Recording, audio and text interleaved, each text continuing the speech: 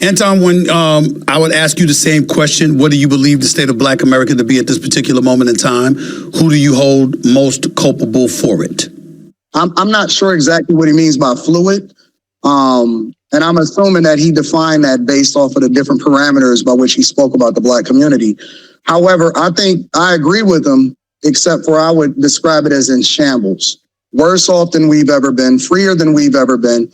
And the fact that we're willing to blame Trump, although we've had decades of opportunities, Black cities, you look at some of the blackest cities in the United States of America, Memphis, for example, was in shambles and they needed Trump's help.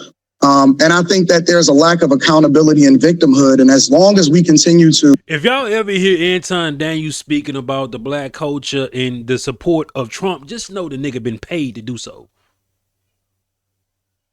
He don't even fuck with his own brothers publicly because they too black for him.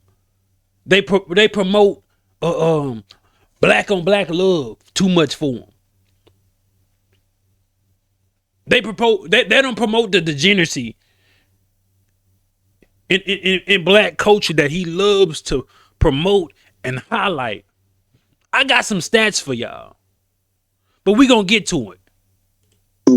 Promote that it's somebody else's fault. You know, I was looking at Juneteenth in Chicago, right? And you had over 7 people killed and 36 people shot. And while we were focusing on whether or not Asians and white people, whether it's Carmelo Anthony or Cyrus Carmack is responsible and if they should go to jail or not, in every city across America, especially where predominantly Black people live, you don't have to kill each other, but there's drive-bys and there were over 113 shell casings where 12 people were shot on Juneteenth itself. And so when let's talk about predominantly Black cities, right?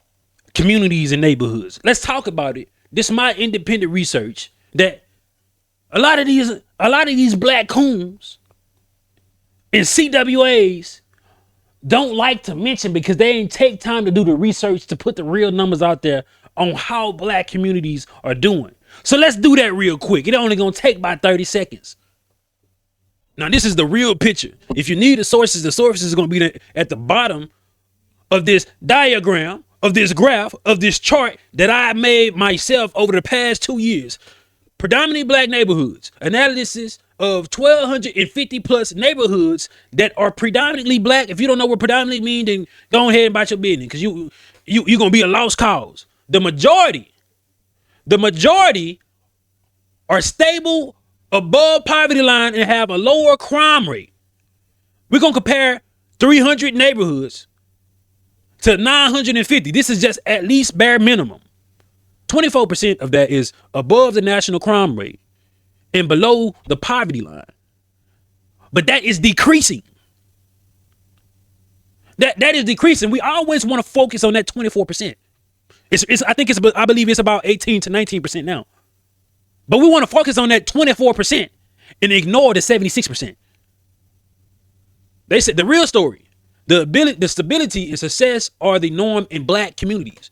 Speaking on black love, make sure you get your hoodies. It's going to be a pinned comment. You're going to see it on the screen, or you can go to 95way.com. I got your kid size all the way up to 3XL adults. I got t-shirts and I got a premium tee. You wear this as a message, but live it as a mindset. It is very simplistic. Black on black love. Let's get back into the video. Hey, best to believe we're going to finish that chart. It's going to be at the end. We're going to finish it. But let's get back to the Black coonish. Talking his conservative white audience talking points. I look at the state of the Black community, it has nothing to do with the political landscape. It has everything to do with self-accountability, regardless of whether or not you're picking the right curriculum, if you want to go to college or you want to go to community college. Healthcare, I don't think that we're concerned about it. Self-care, I don't think that we're concerned about it. And more importantly, I think that we're more concerned about self-care with regard to promoting ourselves and the culture that's the worst for us versus taking accountability for the state that we have ourselves in. We don't have to have children out of wedlock. We don't have to put ourselves at a disadvantage, and we don't have to have children in poverty. And we have more technological advantages as far as research and understanding of the past than we've ever had before. But for some reason, we're still worse off when we continue to vote the same way while requesting nothing from politicians and letting women lead us to the polls. And that is the direct result. You're seeing it transpire inside of the Black community. I'm gonna ask y'all this past 2 years with Trump obtaining the most black vote that he has than any other president besides Barack Obama, how better off black people are today? What has Trump done for black people since he been in the office since 2024, I believe, right? What has Trump done?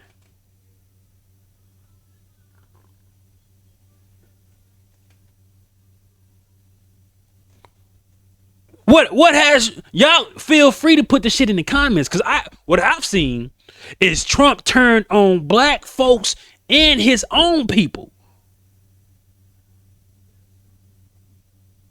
and taking things away from the black communities. Struck down everything that has to deal with progressing the black image and calling it race-based theory. And call it it's racist to do such thing. But now they're going off. Now they're going after black players in the WNBA for racial fouling. This the party of why y'all playing victim, man? Why y'all always using racist? This that party. So let me know what the hell Trump has done for anybody in the past 2 years, let alone black folks. And y'all know I don't like the left nor right. One of the things that I got to ask you about, Anton, is that, so many times we see things from an historical perspective. We see the Civil Rights Act of 1964. We see the Voting Rights Act of 1965. We see policy that has been implemented to address the unfairness and the inequity that exists within our system. I do understand when people look at it in this day and age and say, look, we're a lot better off than we were before. Let's stop acting like that. But there are, I think one of the things that concerns me about folks with the conservative tilt is that there's this notion is sometimes people act like it never existed. There was never a problem.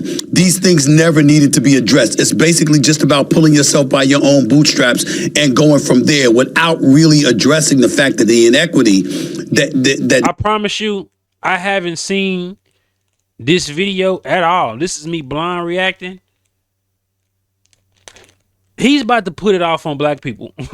Anton is about to put it off on black people once again, not realizing or acknowledging the fact that there has been a racial undertone and racist prejudice, systematic shit towards black people.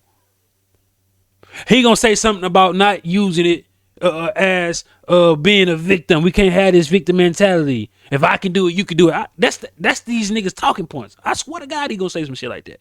Promise you, I ain't seen none of this. Exist in our system.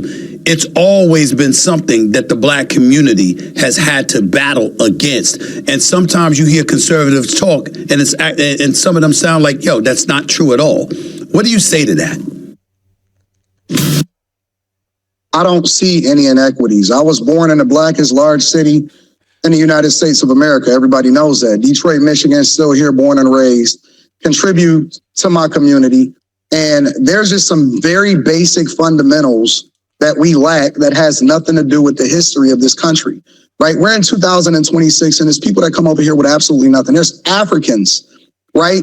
Illegal and legal immigrants that have come into this country and done exceptionally well, right? And so when I start to have this conversation, there's really two different types of black people, right? And I'm not going to use the word to... Africans do not do better than black Americans. It's a myth. Y'all show me 2 million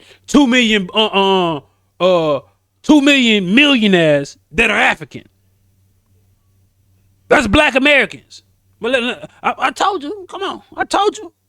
Describe the other type of black people, but there's people that continue to hold on to the victim Olympics, and I've never experienced slavery in my 44 years on this earth, and so the expectation for my father was who mentioned slavery. I had a greater calling for my life, and that's what I leaned into. I leaned into my religious beliefs. I leaned into my community. I leaned into my schoolwork. I leaned into taking accountability. I leaned into working hard, 16 hours a day, 7 days a week.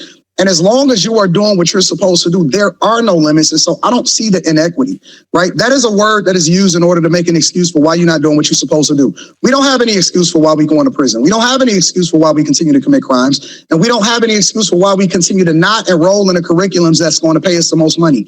Every time you go into a college campus, everybody is in business, marketing, and communications. Nobody is going in any STEM fields. And every time I see a woman go into anything school related, it's always to be a nurse. I don't understand. This the motherfucker that don't even have a degree. Didn't you say he didn't go to college? Didn't you say he was a C student? Is this the same? Is this the same guy that looked up and became something on YouTube? And y'all think he had a blueprint for Black Americans? Shut your bitch ass up. You are not this. You are not an example. You are not exceptional. Yeah, you made something by doing what I'm doing now, reaction videos. And then you found a wave talking about the political landscape. You went from doing chitlin circuit nigga shit to talking down on niggas. They use you as a pawn to help, like so-called swing the vote, black vote in Michigan. They gave you money, but they ain't give you power and influence. I really genuinely don't understand. We're the most educated, we're the most enrolled, not even the most educated. We're the most enrolled, but we're the most in debt. And so we have insight and information on how we can make better decisions, but we lack the discipline and we lack the wherewithal to actually make those decisions and be conscious enough to see it through. And so I don't believe in that. And I believe the fact that people continue to try to make it seem like we're behind the 8 ball is enabling us to continue to go further down this drain. And the minute that we start holding ourselves accountable, holding ourselves, we don't need Trump. You don't need Barack Obama. I've seen them making their speech about hope again. And I respect you, Theron, for the work that you did with the Obama campaign in the South. But we don't need anybody to sell us anything or to give us anything. We can take everything that we want if we really want it. Theron, I mean, listen, you served as a regional political director for Barack Obama's 2008 presidential campaign. Obviously, you were a senior advisor to former Atlanta Mayor Kasim Reed and helped shape policy and political strategy during Reed's administration. You hear Anton say what he just said, break down what he just break down. Give your initial reaction to all of that. How do you feel about it? And this is why I don't like the Theron dude.